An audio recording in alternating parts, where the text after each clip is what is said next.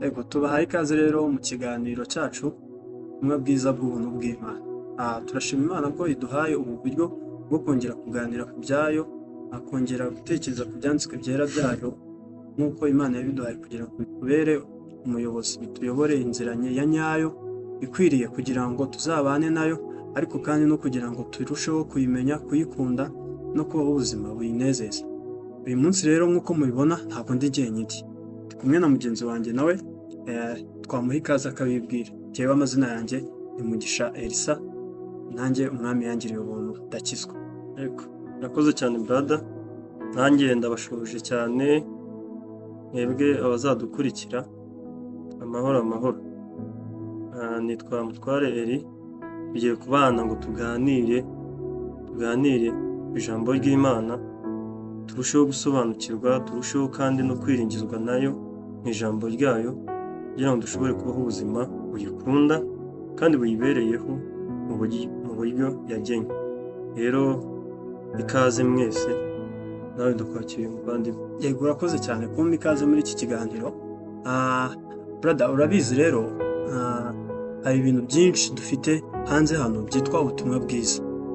Urabizi mu nsengero zinyuranye habaho umwanya wahariwe kumva ubutumwa bwiza, ariko se mu kuvuga ukuri ubundi niko ibintu byose bibwirizwa ku gatuti biba ari ubutumwa bwiza, cyangwa hari icyo Bibiliya yita ubutumwa bwiza? Duhera aho ngaho kugira ngo mbere y'uko dutangira kuri iyo ngingo, reka dushime Imana.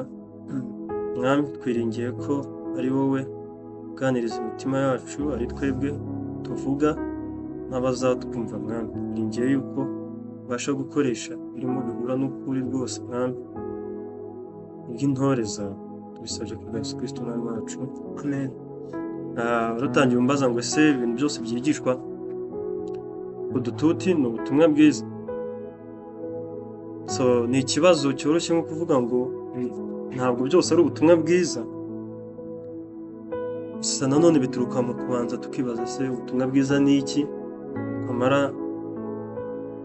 kumenya icyo ubutumwa bwiza ari cyo tukabasha gucangura, sibyo? Tugatangira tugasubiza amaso inyuma, cyangwa tukareba ibyigishwa noneho tukabishyira ku munzani n'icyo ubutumwa bwiza ari cyo, kandi tukavuga ngo ni ubutumwa bwiza, ese ubutumwa bwiza. Urakoze cyane. Reka noneho turebe mu byanditswe byera. Ni iki ibyanditswe byera bivuga ko ari ubutumwa bwiza, kugira ngo noneho nitumara kumva icyo ubutumwa bwiza ari cyo, twinjire mu ngingo yacu y'uyu munsi, aho tuza kureba cyane uburyo abantu bose ari abanyabyaha. Turashaka kubanza twumve ubutumwa bwiza ubundi ni iki, noneho tubone twakinjira mu ngingo yacu y'uyu munsi. Twakifashisha amagambo amwe tubona mu byanditswe byera.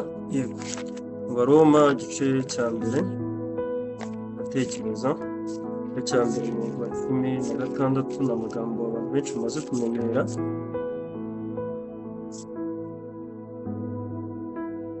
Mu 16 aravuga ngo erega ubutumwa bwiza ntibunkoza isoni, ko ari imbaraga y'Imana ihesha erega ubutumwa bwiza ntibunkoza isoni, kuko ari imbaraga y'Imana ihesha uwizera wese gukizwa, uhereye ku Muyuda ukageza ku Mugiriki, ko muri bwo harimwo gukiranuka kuva ku Mana guhishurirwa, guheshwa no kwizera, kugakomezwa nako, nk'uko byanditswe ngo ukiranuka azabeshwaho no kwizera. Urabona hano mu Baroma igice cya mbere umurongo wa 16 na 17 baraduha igisobanuro nyacyo cy'ubutumwa bwiza. Bagasobanura ko mu butumwa bwiza Paul yari ari kwivuga ko ntibumukoze isoni, avuga impamvu yumva atamwaye ku bwabo. Avuga ngo icya mbere ni uko ari imbaraga y'Imana, sibyo? Imbaraga y'Imana ihesha uwizera wese, sibyo, gukizwa, uhereye ku Muyuda ukageza ku Mugiriki. Yani magambo mu butumwa bwiza uhavana imbaraga Imana yahishuye zo gukiza umuntu wese wizera, sibyo, habe Umuyuda cyangwa se Umugiriki. Kanavuga ngo kandi still muri bwa butumwa bwiza, muri bwo ku murongo wa 17, sibyo, ni naho tumenyera gukiranuka kw'Imana. Mu yandi magambo tuhahishurirwa gukiranuka kuva ku Mana kuboneka gute? Guheshwa no kwizera. Mu yandi magambo kwakira gukiranuka kuva kw'Imana binyuze hehe? Mu kwizera. Urabyumva ko kandi akanavuga ngo si ibyo byonyine, ugakomezwa nako. Mu butumwa bwiza rero ni icyo gisobanuro, kuko tuhabonera imbaraga y'Imana y'uburyo ikiza mu munyabyaha wese mu kwizera, akahamenyera gukiranuka kw'Imana, kukamubarwaho kwizera, ndetse uko gukiranuka kw'Imana kwatashye mu mutima we, agakomezwa nako mu mutima we ubwo kwizera. Urakoze cyane. Ubwo rero byumvikane neza ko mu butumwa bwiza, igihe cyose umuntu ateruye avuga ngo ngiye kuvuga ubutumwa bwiza, twakabaye twumvamo uburyo umuntu akira, yego, twakabaye twumvamo n'icyo umuntu akira icyo ari cyo, yego, tukaba twumvamo n'uburyo umuntu yakira uko gukira ari byo kwizera, ndetse nanone tukarushaho no kubona uburyo noneho Imana yahishuye uburyo umuntu ahindukamo uwera mu maso yayo, cyangwa se uburyo Imana yahishuye uburyo gukiranuka kwayo kubarwa ku muntu. Yego rwose, kandi muri ibyo byose tukabibonamo ko ibyo bintu biri kuba cyangwa biri kubwirizwa cyangwa biri kwakirwa umuntu birashyira hejuru ninde mainata, ni icyubahiro cy'Imana, kuko ni imbaraga y'Imana. So ni Imana iri hejuru ya byose, ni Imana izanye imbaraga zayo mu butumwa bwiza, ni Imana irinda uwizera mu kwizera. Urabona birangira umurimo ari uw'Imana utangira, ugakomezwa n'Imana ubwayo, icyubahiro ari icy'Imana ubwayo kugeza iteka ryose.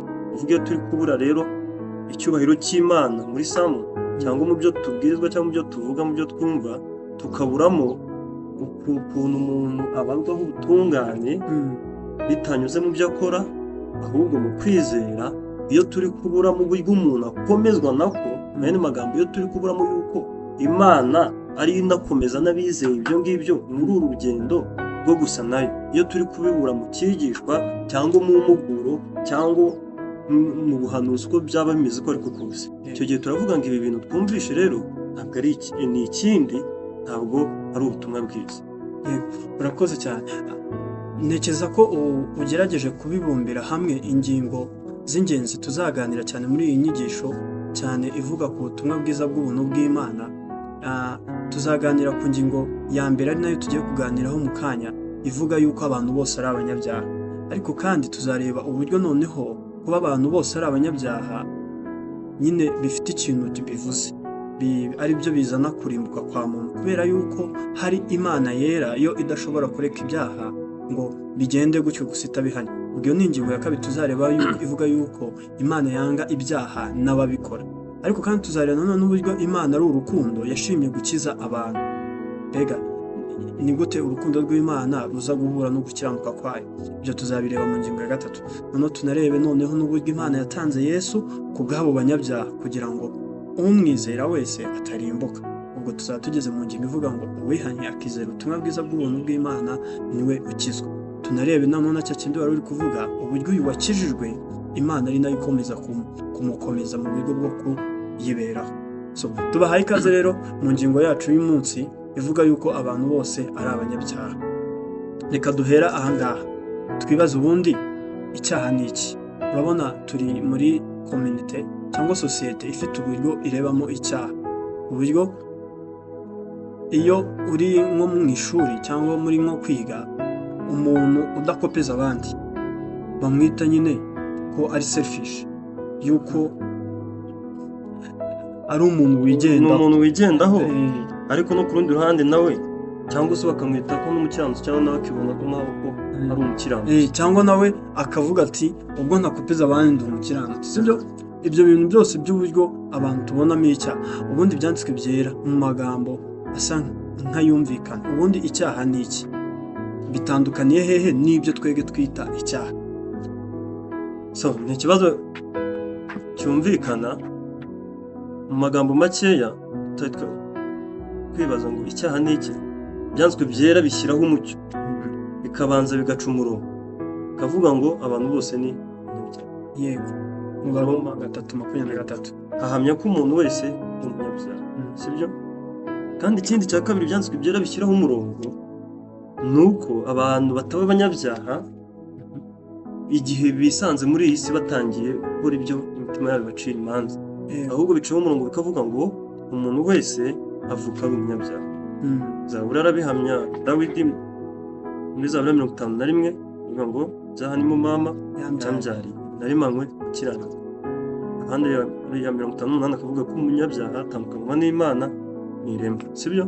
Uri kubona yuko rero abantu bose babaye abanyabyaha batari banagera muri ubu buzima, aho batangira ku exercise aho gushyira mu bikorwa ibyaha.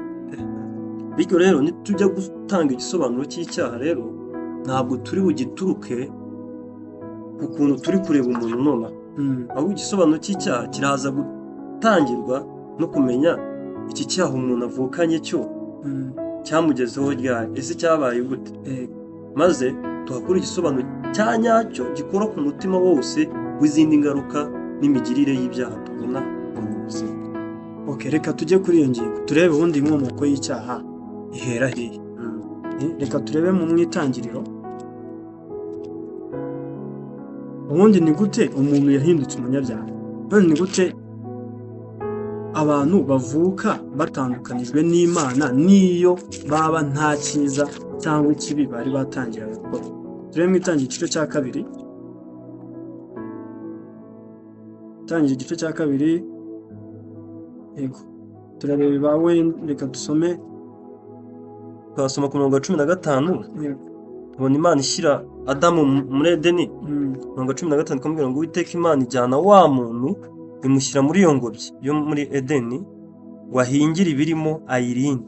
Uwiteka Imana imutegeka iti ku giti cyose cyo muri iyo ngobyi ujye urya imbuto zacyo uko ushaka, ariko igiti cy'ubwenge umenyesha icyiza n'ikibi ntuzakiryeho, kuko umunsi wakiriyeho no gupfa uzapfa. Sibyo? Noneho turahita dusimbuka turebe igice cya gatatu. Sibyo? Turebe umurongo wa kangahe inzoka ahangaha yoshya Eva. Turebe ku murongo wa 4 avuga ngo iyo nzoka ibwira umugore iti gupfa ntimuzapfa, kuko Imana izi yuko ku munsi mwaziriyeho amaso yanyu azahweza mugahindurwa nk'Imana mukamenya icyiza n'ikibi. Uwo mugore abonye yuko icyo giti gifite ibyo kurya byiza kandi ko ari icy'igikundiro kandi ko ari icyo kwifuriza kumenyesha umuntu ubwenge, asoroma ku mbuto zacyo arazirya, ahaho n'umugabo we wari kumwe nawe arazirya. Yego. Nuko amaso yabo bombi arahweza bamenya yuko bambaye ubusa, badoda ibibabi by'imitini biriraho bicocero. Ahangaha turi kubona ukuntu byagenze, sibyo? Imana itanze itegeko irihaye umuntu yiremeye Adamu, sibyo? Yamubwiye ati byose urabyemerewe, ibi biti byose biri muri iyi ngobyi ibyo byitaho ubirinde uhingire unabirye, sibyo? Havuyemo igiti kimenyekanisha icyiza ikibi, sibyo? Noneho turabona umuntu waremwe n'Imana atunganye rwose kandi akiranuka. Si ukuvuga yari atunganye mu mahitamo ye, atunganye mu buryo Imana yamuremanye, mu buryo atari afite inkomoko we y'icyaha. Ni umuntu wa mbere Imana yaremye. Tuza kubona ko rero yaje koshywa Satani anyuze mu nzoka, sibyo? Aza kumwumvira, baza kurenga kuri ya mategeko Imana rero yacu ni Imana itabeshya. Niba yarakubwiye ati nugira iki ngiki izi ngaruka zizakugeraho, yarababwiye ati no gupfa uzapfa, sibyo? Kandi iyo mukomeza ku mirongo ya 17 kumanuka tubona imivumo yose yahise igera itewe no kutumvira. None tuba tugaruka ku gisobanuro cy'icyaha ni iki? Icyaha ni iki? Ni ukwigomeka Imana, ku mategeko y'Imana, habe mu myumvire, mu bitekerezo ndetse no mu bikorwa. Hano icyo turi kurebamo hano ni uburyo ugucumura kwa Adamu, cyangwa se Imana iremye umuntu utunganye ufite ubushobozi bwose bwo kuyumvira no kubaho uko ishaka. Imuhaye amategeko ariko we ahisemo kutayumvira cyangwa se ahisemo kuyigomekaho. Donc we yanze kumvira umuremyi we, ahubwo ashatse kumvira we ubwe. Donc arenze ku byo Imana yamubwiye. Aho rero tubona ko icyaha ni ukwigomeka ku Mana, sibyo? Ariko nujya nko mu itangiriro 5:14 tubona yuko uko kwigomeka kwa Adamu kutagize ingaruka kuri we gusa. None ntabwo byarangiriye kuri Adamu na Eva gusa, ahubwo tubona yuko mu Itangiriro 6:5 Bibiliya igaragaza yuko ngo ingeso z'umuntu zose ari mbi, sibyo? Wahadusomera Itangiriro igice cya 6:5 aravuga ngo kandi Uwiteka abona yuko ingeso z'abantu zari mbi cyane mu isi, kandi ko kwibwira kose imitima yabo itekereza ari kubi gusa iteka ryose. Akoze cyane. Urabona yuko nyuma yuko umuntu yigometse ku Mana, byaridinze yuko abantu bose imigirire yabo, imitekerereze yabo ndetse n'ingeso zabo ngo ari mbi. Bibiliya ishyizeho akarongo yuko ngo ari iteka ryose. Urabona gutekereza kuvuga Imana ituruka mu bitekerezo bya muntu, sibyo? Bikaza mu ngeso zabo no mu mivugire yabo, ikabona yuko abantu bose ari babi, ari abanyabyaha.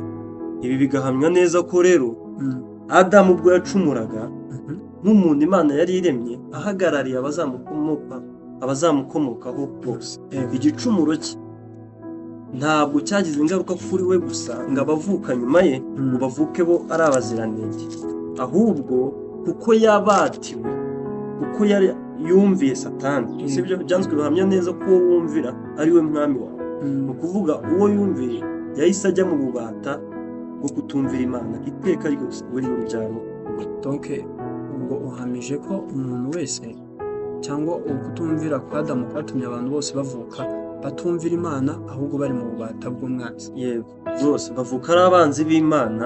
N'andi magambo, iyo tuvuga ngo bavuka ari abanzi b'Imana, nta nubwo tuba tuvuze ko abantu bose bazavuka bafite imbunda yo guhiga ngo bajye kwica Imana, ahubwo bavuka batandukanijwe n'Imana